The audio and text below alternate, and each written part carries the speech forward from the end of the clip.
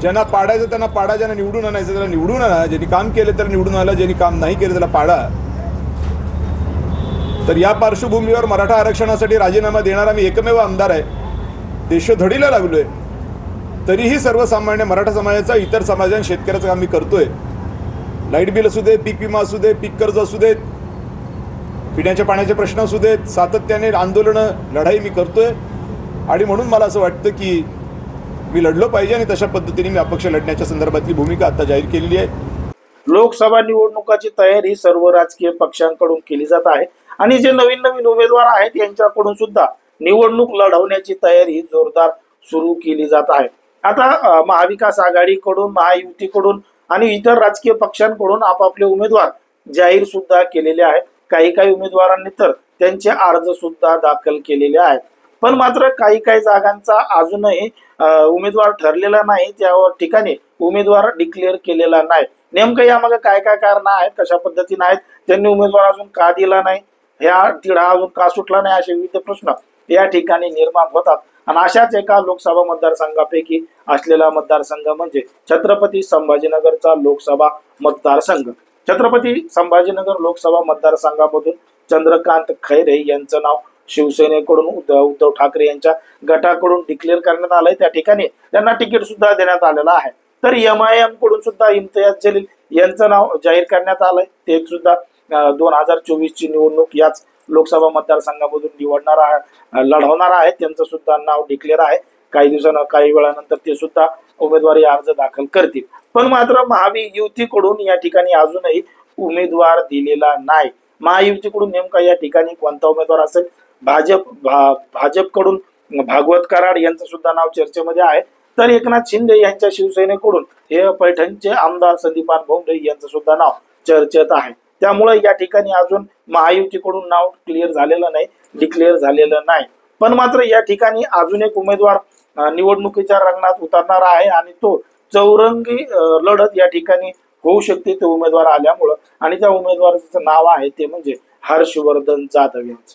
जर आपण पाहिलं तर 2019 ची निवडणूक सुद्धा हर्षवर्धन जाधव यांनी लढवली होती आणि हर्षवर्धन जाधव यांना मोठ्या प्रमाणात मतदान छत्रपती संभाजीनगर लोकसभा मतदारसंघामध्ये झालेलं होतं. हर्षवर्धन जाधव यांच्यामुळे चंद्रकांत खैरे यांचा पराभव झाला, इम्तियाज जलील निवडून आले, असं सुद्धा अनेक राजकीय विश्लेषकांनी 2019च्या निवडणुकाच्या निकालावर बोलताना सांगितलेलं होतं. पण मात्र आता 2024 ची लोकसभा निवडणूक ही वेगळ्या पद्धतीनं होणार आहे. इकडं उद्धव ठाकरे यांच्या गटाकडून चंद्रकांत खैरे असणार आहेत, MIM कडून इम्तियाज जलील असणार आहेत, महायुतीकडून अजून एखादा उमेदवार येईल आणि इकडून मात्र हर्षवर्धन जाधव हे अपक्ष म्हणून पुन्हा एकदा 2024च्या निवडणुकामध्ये रिंगणार उतरणार आहेत.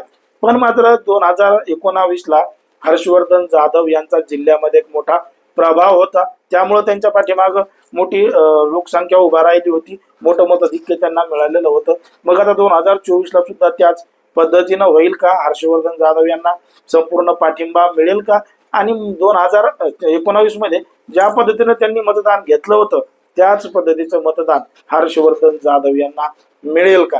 कारण की राज्यामध्ये मराठा आरक्षणाचा लढा हा जोरदार सुरू आहे. मनोज जरांगे पाटील यांच्या नेतृत्वाखाली जो आरक्षणाचा लढा सुरू झाला त्याला राज्यभरामधून मोठा प्रतिसाद सुद्धा मिळताना आपल्याला दिसतोय. मग मनोज जरांगे पाटील यांनी सांगितलं होतं की आपण सुद्धा उमेदवार उभे करू, कारण की समाजाने त्या पद्धतीनं उभा राहण्याचा निर्णय घेतलेला होता. पण मात्र 30 मार्चच्या बैठकीमध्ये जरांगे पाटलांनी कुठलाही उमेदवार न देण्याचाच निर्णय घेतला आणि त्याच्यावर अनेकांनी समाधान सुद्धा व्यक्त केलं. जरांगे पाटलांचं समर्थन सुद्धा केलं की ठीक आहे, निर्णय नाही घेतला, पण काही इच्छुक उमेदवारांनी निवडणूक लढवण्याचा निर्णय सुद्धा घेतलेला होता आणि त्यामध्ये मराठा आरक्षणासाठी राजीनामा देणारे म्हणून नाव येतं समोर, ते म्हणजे हर्षवर्धन जाधव यांचं. मग हर्षवर्धन जाधव यांना पुन्हा एकदा 2019 प्रमाणेच 2024 मध्ये सुद्धा पाठिंबा मिळेल का? मग त्या पद्धतीचं पुन्हा एकदा चित्र पाहायला मिळेल का? कारण की इकडे आता महायुतीकडून सुद्धा उमेदवार दिला गेलेला नाही. तो उमेदवार नेमका कोण असेल, काय असेल? जर संदीपान भुमरे असले तर संदीपान भुमरे यांचा मतदारसंघच छत्रपती संभाजीनगरच्या लोकसभा मतदारसंघामध्ये येत नाही, कारण की पैठण विधानसभा मतदारसंघ हा जालना लोकसभा मतदारसंघामध्ये येतो.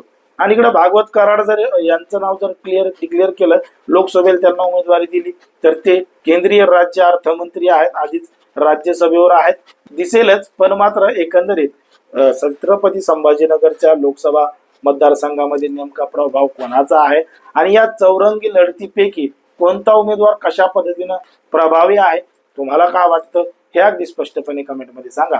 आणि अशाच पद्धतीचे नवनवीन व्हिडिओ पाहण्यासाठी आपल्या चॅनलला लगेच सबस्क्राईब करून घ्या.